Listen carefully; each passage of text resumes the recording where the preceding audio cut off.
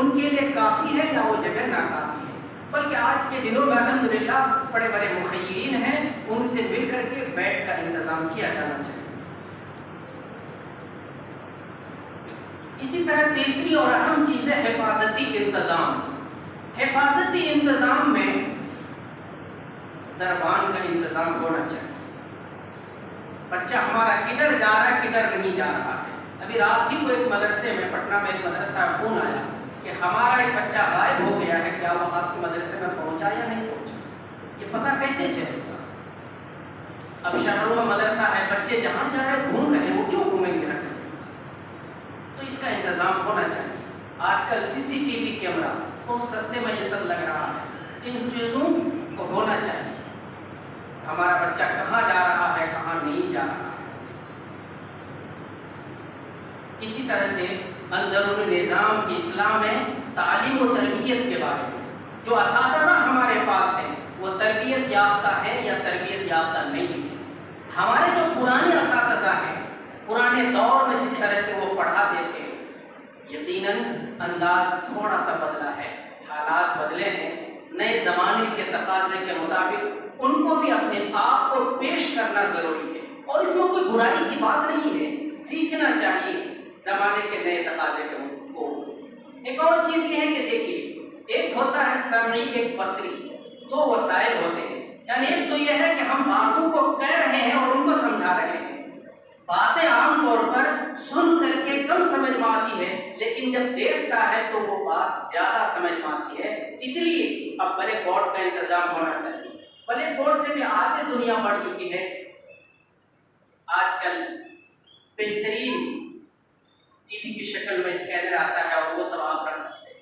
بہت زیادہ مہنگا نہیں آتا ہے، آج کل اس کا انتظام ہونا چاہیے تاکہ باہر کا کوئی شخص آئے اور وہ مدرسے کو دیکھے تو یہ سمجھ میں آئے کہ ماشاءاللہ آج کے مدرسے وہ پرانے خیالات کے نہیں ہیں، بلکہ زمانے کے تقاضے کے مطابق وہ چلنے کے لیے تیار ہے۔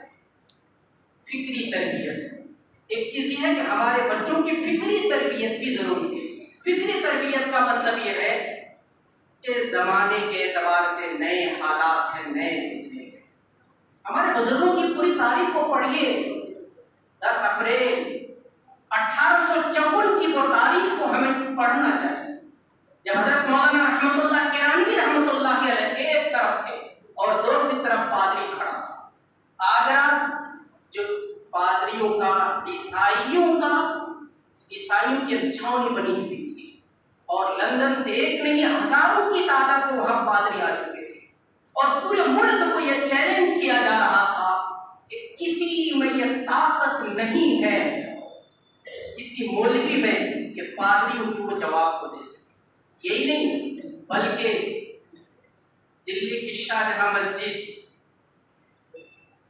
وہاں کی سیڑھیوں پر کھڑے ہو کر اعلان کیا جا رہا تھا کہ اب پادریوں سے اس ملک کو عیسائیت کے رنگ میں رنگنے سے کوئی نہیں بچا سکتا۔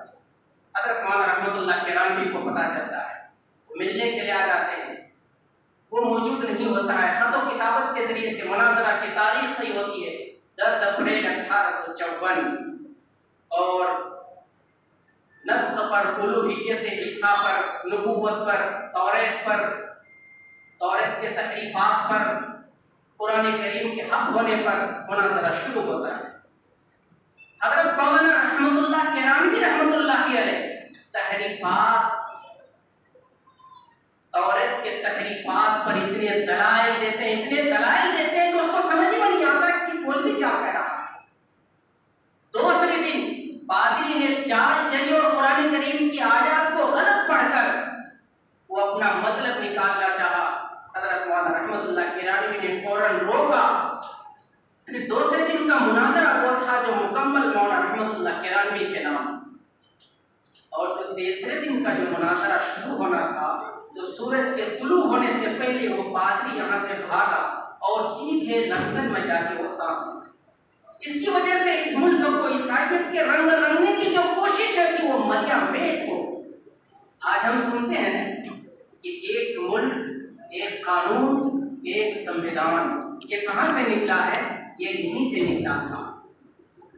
عیسائی انگریز جو اس ملک پر آیا تھا، صرف مقصد یہ نہیں تھا इस मुल्क के तख्त व ताज पर वो मालिक बन जाए, इस मुल्क के सियाह व सफेद का मालिक बन जाए, बल्कि मकसद ये भी था कि इस मुल्क पर फिक्री एतबार से वो कब्जा करे, और सिर्फ न सिर्फ ये कि हमारी हुकूमत हो, बल्कि मुकम्मल पूरा मुल्क ईसाइयत के रंग रंग जाए।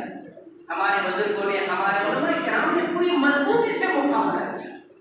मेरे बुजुर्गों, हमने ये जो सुनाया, मकसद ये था कि फिक्री तरबियत, हम अपने बच्चों को तैयार करें कि आने वाला कल अगर इस तरह के फितनों से मुकाबला हो सके तो आप इन फितनों का मुकाबला कर सकें। आज शकीलियत का फितना बढ़ रहा है, और हमारे लोग आज भी ये कह रहे हैं कि ये लोग ऐसे ही बोल रहे हैं। अभी पटना में पीएमसीएच हॉस्पिटल का एक डॉक्टर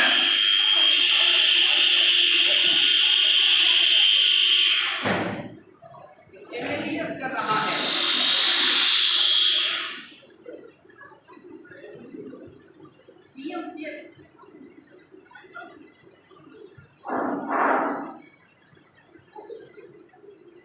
पीएमसीएच का एक डॉक्टर वो शकीली बन गया, और तकरीबन 2 घंटे हमारी उनसे बहस हुई। अच्छा, दलाइल थे, हम लोग ये समझते हैं कि सिर्फ हम ही को पता है, ऐसा नहीं है। दुनिया को देखिए, स्कूल और कॉलेजेस को देखिए, उनको उनकी किस तरह से रहनुमाई की जा रही है, किस तरह से उनका मिसगाइड हो रहा है। तो हमें अपने बच्चों को तैयार करने की जरूरत है, और बच्चों को तैयार करने के साथ साथ हर मदरसे में एक शौबा होना चाहिए, और एक आदमी इसी काम के लिए होना चाहिए जो कि आने वाले वो फितनों का मुकाबला कर सके। मेरे बुजुर्गों, राब्ते मदारिस इस्लामिया अरबिया दारुल देवबंद की शाख राब्ते मदारिस इस्लामिया अरबिया बिहार के ज़ेर एहतमाम राब्ते मदारिस इस्लामिया अरबिया ज़िला किशनगंज की निगरानी में इज्तिमाई इम्तिहान सालाना का इनेकाद किया गया। बड़ी मुसर्रत की बात है। दीगर 4 अजला में, यानी कुल मिलाकर 5 अजला में इस तरह का निज़ाम बनाया गया, और 2351 तलबा किशनगंज को लगा 2351 तलबा अल्हम्दुलिल्लाह अभी साल गुज़श्ता इज्तिमाई इम्तिहान में शरीक हुए। दीगर अजला में भी कोशिशें जारी है, इंशाअल्लाह इनशाअल्लाह ये दायरा बढ़ेगा इंशाअल्लाह। आप सब उलमा किराम मदारिस इस्लामिया के जिम्मेदारान से गुजारिश ये है कि आप सब ताउन फरमाएं, मुआवनत का जज्बा पैदा करें। हमारे किशनगंज के बहुत सारे कई साथियों ने हमसे कहा कि कई चीज़ें उन्होंने बयान की। हम लोग को कहा कि देखिए, इन छोटी छोटी चीज़ों पर हमारी निगाह नहीं होनी चाहिए। एक अहम मकसद के तहत हम सब जब जमा होते हैं, और एक अहम मकसद के तहत इज्तिमाई इम्तिहान का निज़ाम बनाते हैं, तो हम सबको उसका हिस्सा बनना चाहिए, हिस्सेदार होना चाहिए। यदुल्लाहि अलल जमा, अल्लाह का जो हाथ होता है वो जमाअत पर होता है, तन्हा रहने वालों पर नहीं होता है। दीगर अज़ला में भी अल्हम्दुलिल्लाह ये कोशिशें की जा रही है। दुआ कीजिए कि अल्लाह तबारक व तआला हम सब की कोशिशों को अपनी रज़ा के लिए कबूल फरमाए, और दीगर अज़ला में जहाँ पर ये निज़ाम नहीं बन सका है, वहाँ के लिए भी कोशिश कीजिए, दुआ कर दीजिए कि अल्लाह वहाँ भी इस निज़ाम को कायम फरमा दे। याद रखिए, इज्तिमाई इम्तिहान का सबसे बड़ा फ़ायदा ये है कि आज ये बच्चे हैं, और सारे बच्चों के चेहरे में खुशियों के आसार हैं, और वो सोच रहे हैं कि काश मेरा नंबर आ जाए, काश मेरा नंबर आ जाए। अगर इस बार नहीं आया तो वो आज यहाँ से जब उठेंगे तो ये सोच कर कि अब जो इम्तिहान होगा तो इंशाअल्लाह उसमें हमारा नंबर जरूर आएगा। तो क्या इसका फ़ायदा नहीं है? इसके बड़े फ़वाइद हैं। इसकी वजह से ये भी समझ में आता है कि किस मदरसे में बच्चे हैं, कहाँ पर बच्चे नहीं हैं। अल्लाह तबारक व तआला हम सबको अमल की तौफीक दे। आमीन व आमीन।